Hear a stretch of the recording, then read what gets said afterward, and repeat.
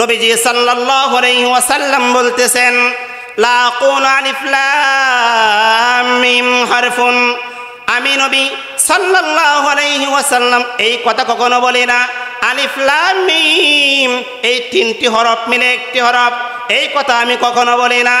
আলিফুন হারফুন ওয়া লামুন হারফুন ওয়া মিমুন হারফুন, বরং আলিফ একটি পৃথক হরফ, মিম একটি পৃথক হরফ, লাম একটি পৃথক হরফ।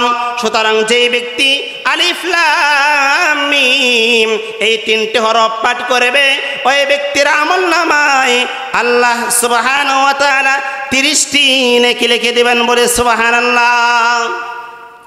এতেই ক্ষান্ত না, নবীজি হাদিসের ভিতরে বলেছেন, যেই ব্যক্তি কোরআন পাঠ করবে, যেই ব্যক্তি কোরআন অনুযায়ী আমল করবে, তার পিতামাতাকে আল্লাহ সুবহানাহু ওয়া তাআলা কিয়ামতের ময়দানে এক নূরের টুপি পরিধান করাবে, বলে সুবহানাল্লাহ।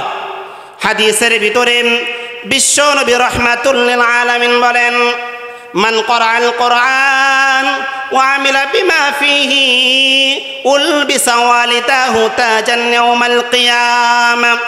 যে ব্যক্তি কোরআনুল কারীম পাঠ করে এবং কোরআনুল কারীম অনুযায়ী আমল করে, আল্লাহ সুবহানাহু ওয়া তাআলা ওই ব্যক্তির মা বাবাকে এক প্রকার নূরের টুপি পরিধান করাবেন, বলে সুবহানাল্লাহ।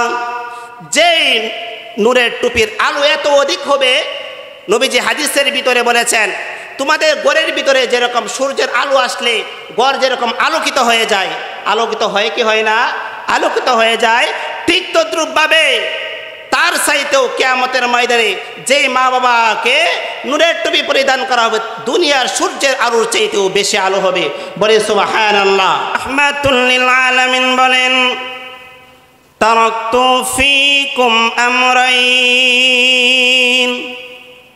লান তাদিল্লু মা তামাসসাকতুম বিহিমা কিতাবাল্লাহি ওয়া সুন্নাতা রাসূলি। আল্লাহ রাব্বুল আলামিনের পয়গম্বর বলেন, আমি তোমাদের মাঝে দুইটা জিনিস রেখে যাচ্ছি, দুইটা বস্তু রেখে যাচ্ছি। তোমরা যদি সেই দুইটা বস্তুকে আঁকড়ে ধারণ করো, সেই দুইটা বস্তুর উপর আমল করো, তাহলে তোমরা কখনো পথভ্রষ্ট হবে না, বলে সুবহানাল্লাহ। কয়টা বস্তু? দুইটা বস্তু। দুইটা বস্তু যদি আমি আপনি আঁকড়ে ধারণ করতে পারি, সেই দুইটা বস্তুর উপর যদি আমি আপনি আমল করতে পারি, তাহলে আমরা কখনো পথভ্রষ্ট হব না, বলে সুবহানাল্লাহ। সেই দুইটা বস্তুর ভিতরে এক নম্বর হলো কিতাবাল্লাহ, আল্লাহ তাআলার ঐশিক গ্রন্থ কোরআনুল কারীমের উপর যেই ব্যক্তি আমল করবেন, সেই ব্যক্তি কখনো পথভ্রষ্ট হবে না, জোরে বলেন সুবহানাল্লাহ। আর দুই নম্বর হলো ওয়া সুন্নাতা নবী ওয়া সুন্নাতা রাসূল। যে ব্যক্তি রাসূলুল্লাহ সাল্লাল্লাহু আলাইহি ওয়াসাল্লামের সুন্নতের উপর আমল করবেন, সুন্নতের উপর আঁকড়ে ধারণ করবেন, ওই ব্যক্তি কখনো পথভ্রষ্ট হবে না। কথা বলেন ঠিক কিনা? কিন্তু বড়ই পরিতাপের বিষয় হলো, আজকে আমরা সোনার বাংলাদেশে 95% মুসলমান, কিন্তু দেখা যায় আমরা অনেকেই কোরআনুল কারীম তেলাওয়াত করতে পারি না, অনেকে কোরআনুল মাজিদ পাঠ করতে পারি না। আবার যারাই পাঠ করতে পারি, আমরা ওই যে কোরআন শরীফ একবার কিনেছিলাম, তাকে উপজে রেখেছিলাম, রাখছি তো রাখছি, আর কোরআন পড়ার সময়টাও কিন্তু পাই না। আজকে আমাদের আফসোস লাগে, অধিকাংশ মানুষে আজকে কোরআন পড়ে না, অথচ যে কোরআন মুসলমানদের সংবিধান, কোরআন হচ্ছে মুসলমানদের গাইডলাইন, আজকে সেই কোরআনকে আজকে আমরা পাঠ করি না। অথচ আল্লাহর নবী সাল্লাল্লাহু আলাইহি ওয়াসাল্লাম বলেছেন, আফদালুল ইবাদাতি তিলাওয়াতুল কোরআন। সর্বোত্তম ইবাদত হচ্ছে, নফল ইবাদতের ভিতরে সবচেয়ে শ্রেষ্ঠ ইবাদত হচ্ছে কোরআন তেলাওয়াত করা, কোরআনুল মাজিদ পাঠ করা হচ্ছে শ্রেষ্ঠ ইবাদত। আজকে আমরা কয়জন মানুষ কোরআন কারীম তেলাওয়াত করি? কয়জন মানুষ আজকে আমরা কোরআন মাজিদ থেকে পাঠ করি? আজকে আমরা অধিকাংশ মানুষই কোরআন পাঠ করি না। পাঠ করার দরকার আছে তো ইনশাআল্লাহ। আল্লাহ কবুল করুক বলে আমিন। কোরআন যদি কোনো ব্যক্তি পাঠ করেন তাহলে অসংখ্য ফায়দা রয়েছে।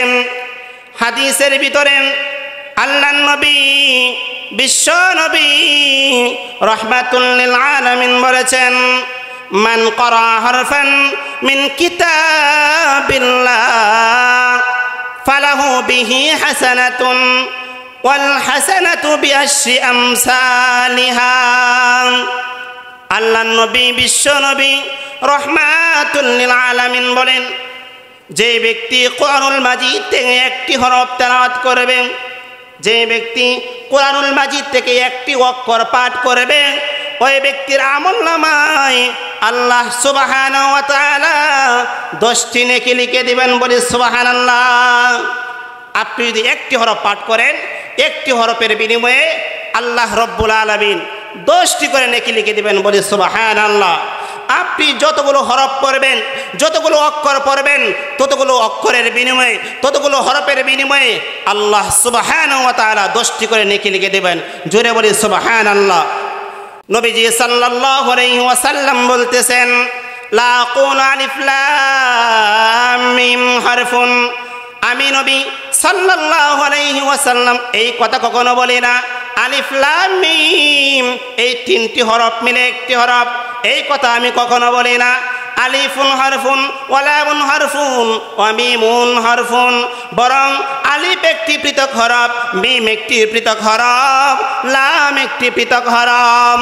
সুতরাং যেই ব্যক্তি আলিফ লাম মিম এই 3টি হরফ পাঠ করবে, ওই ব্যক্তির আমলনামায় আল্লাহ সুবহানাহু ওয়া তাআলা 30টি নেকি লিখে দিবেন। বলে সুবহানাল্লাহ। এতেই ক্ষান্ত না, নবীজি হাদিসের ভিতরে বলেছেন, যেই ব্যক্তি কোরআন পাঠ করবে, যেই ব্যক্তি কোরআন অনুযায়ী আমল করবে, তার পিতামাতাকে আল্লাহ সুবহানাহু ওয়া তাআলা কিয়ামতের ময়দানে এক নূরের টুপি পরিধান করাবে। বলে সুবহানাল্লাহ। হাদিসের ভিতরে বিশ্ব নবী রাহমাতুল লিল আলামিন বলেন, মান ক্বারাআল কুরআন ওয়া আমিলা বিমা ফিহি উলবিসা ওয়ালিদাহু তাজান ইয়াউমাল কিয়ামা। যে ব্যক্তি কোরআনুল কারীম পাঠ করে এবং কোরআনুল কারীম অনুযায়ী আমল করে, আল্লাহ সুবহানাহু ওয়া তাআলা ওই ব্যক্তির মা বাবাকে এক প্রকার নূরের টুপি পরিধান করাবেন। বলে সুবহানাল্লাহ। যেই নূরের টুপির আলো এত অধিক হবে, নবীজি হাদিসের ভিতরে বলেছেন, তোমাদের ঘরের ভিতরে যেরকম সূর্যের আলো আসলে ঘর যেরকম আলোকিত হয়ে যায়, আলোকিত হয় কি হয় না? আলোকিত হয়ে যায়। ঠিক তদ্রূপভাবে তার চাইতেও কিয়ামতের ময়দানে যেই মা বাবাকে নূরের টুপি পরিধান করা হবে, দুনিয়ার সূর্যের আলোর চাইতেও বেশি আলো হবে। বলে সুবহানাল্লাহ। এতে ক্ষান্ত না, হাদিসের ভিতরে বিশ্ব নবী রাহমাতুল লিল আলামিন বলেন, মান ক্বারাআল কুরআন ওয়া আমিলা বিমা ফিহি, মান ক্বারাআল কুরআন ফাস্তাযহারাহু ফাহাল্লা হালালাহু ওয়া হারামা হারামাহু আদখালাহুল্লাহুল জান্নাহ ওয়া শাফা'উ ফি 'ashratin মিন আহলি বাইতিহি কুল্লিহিম ক্বাদ ওয়াজাবাত লাহুন নার। আল্লাহর নবী সাল্লাল্লাহু আলাইহি ওয়াসাল্লাম বলেন, যে ব্যক্তি কোরআনুল কারীম পাঠ করে, যে ব্যক্তি কোরআনুল কারীম ইয়াদ করে মুখস্থ করে এবং কোরআনের হালালকে হালাল জেনে আমল করে, হারামকে হারাম জেনে আমল করে, আল্লাহ সুবহানাহু ওয়া তাআলার পয়গম্বর বলেন, ওই ব্যক্তিকে আল্লাহ তাআলা জান্নাতে প্রবেশ করাবেন। বলে সুবহানাল্লাহ। কোরআনের ভিতরে হালাল আছে, ব্যবসা বাণিজ্য করা হালাল। যেই সমস্ত আল্লাহ তাআলা হালাল বিধিবিধান দিয়েছেন, ওই সমস্ত বিধিবিধানগুলোর উপর যদি আমল করে এবং হারাম থেকে যদি বেঁচে থাকে, সুদ খায় না, ঘুষ খায় না, মদ পান করে না, জুয়া খেলে না, আল্লাহ তাআলা ওই ব্যক্তিকে জান্নাতে দাখিল করাবেন। জোরে আওয়াজ দিয়ে বলি সুবহানাল্লাহ। এতেই ক্ষান্ত না, বিশ্বনবী রাহমাতুল লিল আলামিন বলেছেন, ওই ব্যক্তির ফ্যামিলির এমন 10 জন ব্যক্তিকে সুপারিশ করার অনুমতি দিবেন, যেই 10 জন ব্যক্তির জন্য জাহান্নাম ওয়াজিব হয়ে গিয়েছিল, ওই 10 জন ব্যক্তিকে সুপারিশ করে জান্নাতে নিয়ে যাবে। বলি সুবহানাল্লাহ। এতে ক্ষান্ত না, আল্লাহর নবী সাল্লাল্লাহু আলাইহি ওয়াসাল্লাম বলেছেন, ইকরাউল কুরআন ফাইন্নাহু ইয়াতি ইয়াউমাল কিয়ামাতি শাফিআন লিআসহাবিহি। রাসূলুল্লাহ সাল্লাল্লাহু আলাইহি ওয়াসাল্লাম বলেছেন, তোমরা কোরআন পাঠ করো, তোমরা কোরআনুল মাজিদ তেলাওয়াত করো, কেননা সেই কোরআনুল কারীম কিয়ামতের ময়দানে তোমাদের জন্য সুপারিশ করবে। বলি সুবহানাল্লাহ।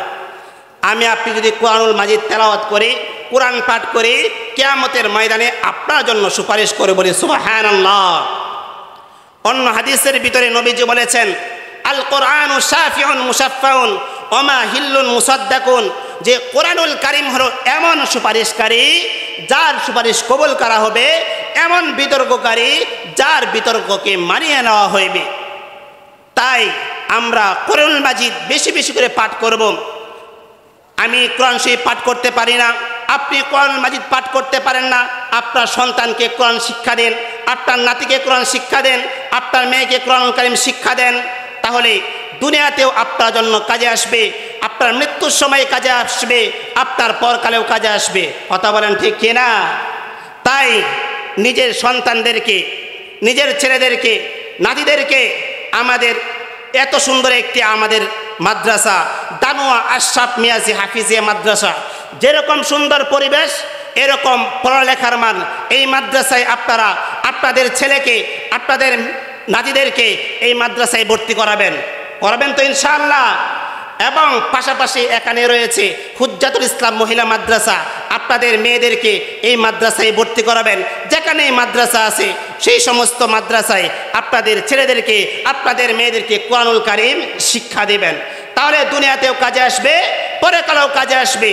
আপনি যখন মৃত্যু অবস্থায় শায়িত থাকবেন, যদি আপনার ছেলে কোরআনুল কারীমের হাফেজ হয়, কোরআন পাঠ করনেওয়ালা হয়, তাহলে আপনার শেওরে বসে কোরআন পাঠ করবে, তখন আপনার মৃত্যু যন্ত্রণা কঠিন হবে। যখন আপনার জান কবজ করবে ফেরেশতা ইসলাম, তখন আপনার জন্য জান কবজ সহজ হয়ে যাবে। কথা বলেন ঠিক কিনা? এতেই ক্ষান্ত না, আপনি যখন মারা যাবেন, দুনিয়া থেকে চলে যাবেন, যখন আপনি কবরের ভিতরে অধিবাসী হয়ে যাবেন, তখন আপনার সন্তান আপনার জন্য কোরআন পড়ে দোয়া পড়বেন, সূরা ইয়াসিন পড়ে আপনার জন্য দুই হাত তুলে দোয়া করবে, রব্বির হামহুমা কামা রব্বায়ানি সগীরা। দোয়া করবে কি করবে না? তাই সন্তানদেরকে কোরআন শিক্ষা দেওয়া দরকার আছে না নাই?